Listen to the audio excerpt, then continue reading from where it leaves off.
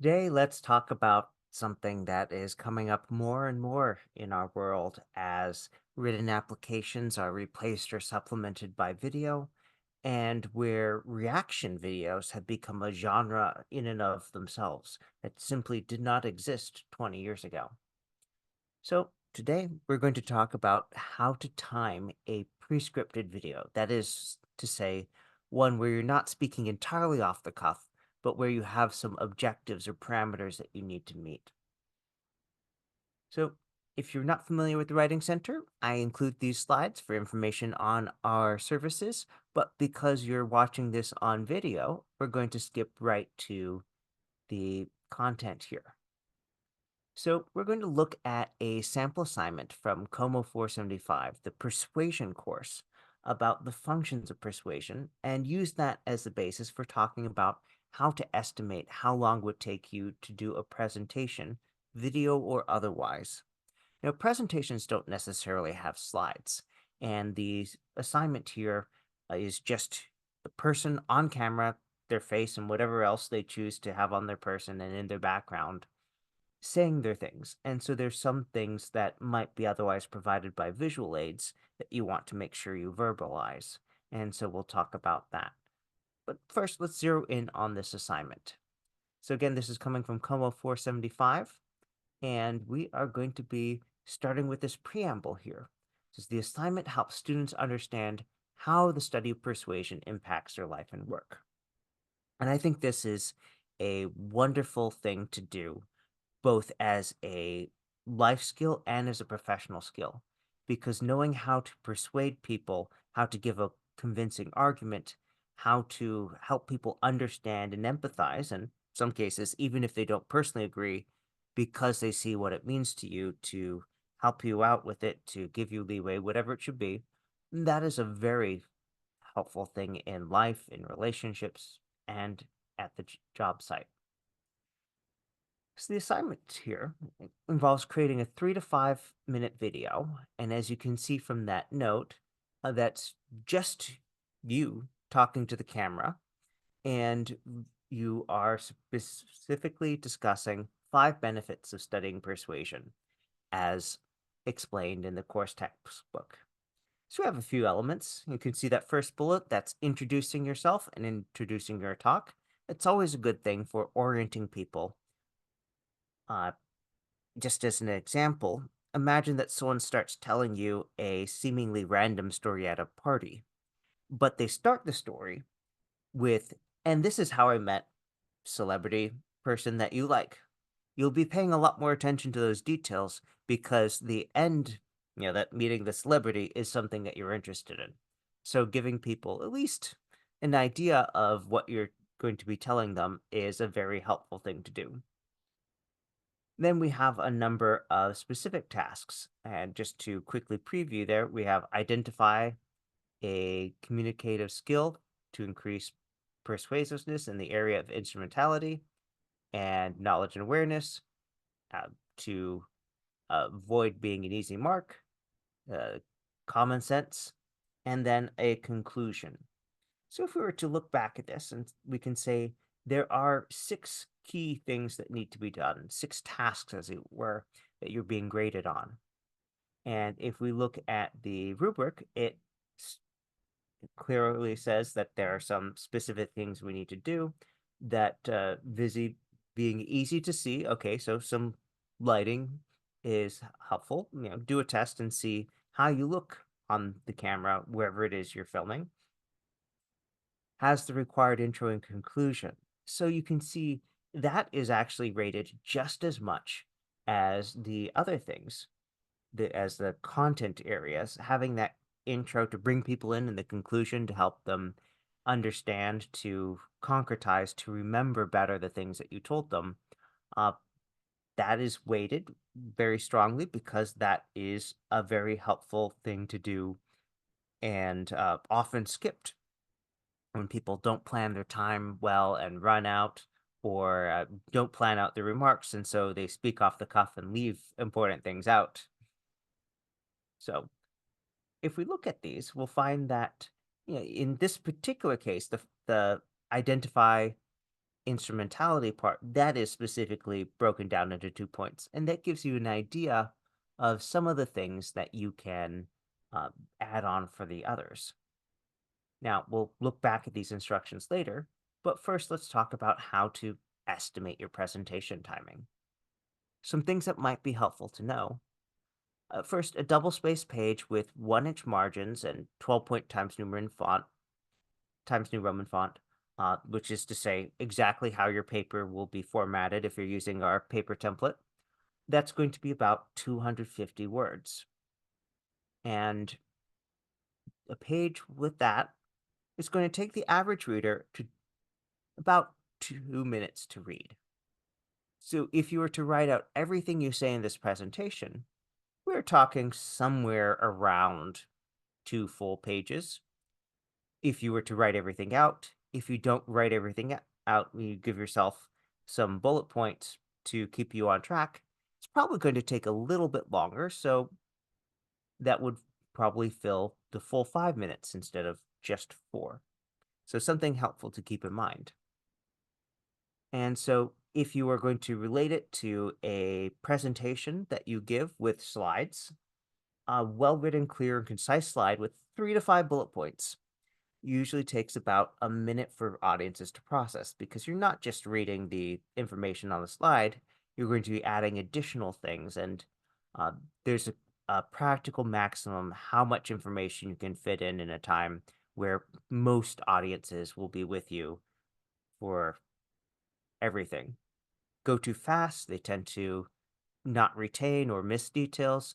Go too slow, they tune out and get distracted. So, but around 4 bullet points a slide is a good planning thing if you are using slides.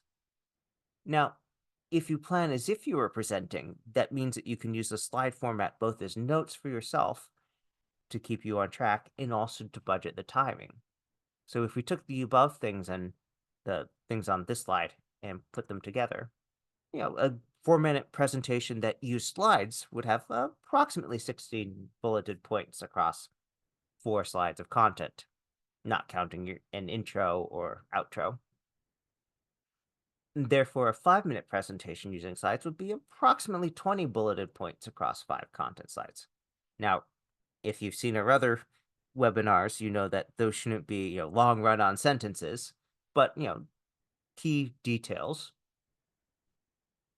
And so, all right, well, if we follow this advice here, and I will give as a supporting example that this is backed up by the City University of New York's Writing Center, then we can go ahead and look at how we might do those things as if we had slides in terms of planning things out.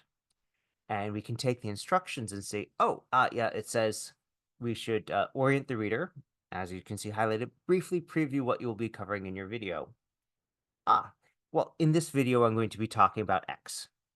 Do you need to have the in this video part? No, you could just say, I'm going to be talking about X, particularly, and then list out the things that you've chosen as your skills for each item, or the vulnerability, pitfalls, etc.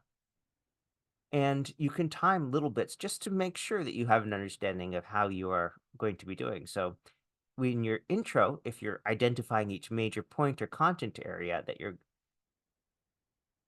at the beginning, that's great. But when you get to a specific item, reverbalize that. Not the exact same text, but tell them, this is what we're doing now. And so that helps people process and say, okay, we're done with this other thing, and now there's a new one, and divide that information in their mind, which tends to work better than having to go back and reorganize your memories. So it can be as simple as the most important communication skill that I am working to improve is my ability to analyze audiences and be more persuasive, which takes about 10 seconds to read. And you can see that that opening remark has been aligned with the assignment instructions, which is very helpful for the instructor being able to see, oh, yes, they did that. You can also write out a shorthand list of the talking points for each of those major points or content areas that you're going to be covering. And in general with the presentation, suggest erring on the side of the shorter end rather than longer end when you are planning this out. You, of course, should at least do the minimum length. But if you give yourself a little bit more room, then you can add additional remarks as they come to you without worrying about running out of time.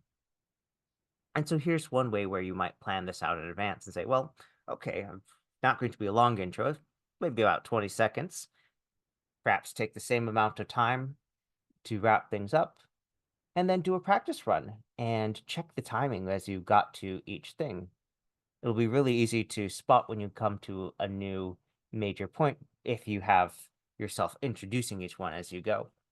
And so you might take the starting thing, and then in the moment, you realize that, oh, I'm doing things a little fast, adrenaline. So you probably want to start by telling yourself to speak a little bit slower than you feel you should, because the adrenaline usually means that you're doing that faster. And you go too fast and we lose clarity or don't have time to process things well. And then you can use a timer app or a stopwatch or even a practice video recording to check your timing. And then you might adjust it like this and say, oh, I'm actually really passionate about the knowledge and awareness thing because of this thing in my relationship. And I have this example story that I went into, but I had the free time to do that and stay within the limit. So I'm planning on a minute and a half, 90 seconds. And I'm giving myself a little extra leeway because if I'm really doing a great job, it feels like I'm adding all this important, helpful stuff there, and I know I'm within that maximum budget of 120 seconds, then you're good. By the way, if you have a smartphone, the stopwatch usually has a lap function, so you can just press that while you're starting a new section and then time the individual as well as the overall thing. So let's do a quick recap here, because that is in fact one of the things of the assignment. We started out by talking about this assignment here to create a 3 to 5 minute video, just you on the camera, no slides, but talked about how you could use knowledge of how much space and time it would take to do remarks of this if you wrote everything out in advance, to also use your understanding of good presentation technique and how much information to give at a time, or what level of detail you need in bullet points for you to be able to expand and introduce all the information that would be in this imagined slide, and use that to plan out your remarks in terms of the bullets that you use to keep yourself on track or the shorthand notes that you do, and then to practice. Make sure that you are explicitly introducing each section that you have so that the grader can align that with the syllabus and the rubric, and to make sure that you leave a little bit of extra time in case there's an area that you want to go into more detail, which might happen on the spot, to do a practice run with the preliminary timeline that you create for yourself, and to check it and then revise as necessary. And if you've left yourself a little bit of extra time, then it's a lot easier to say, well, I've got some space here than to have to trim another area. If you have any questions, please feel free to email us at onlinewritingcenter@acu.edu. You can go to my.acu.edu and under academic resources, select Online Writing Center. And you can always visit us online through our website or by coming to webinars like this. Have a good night.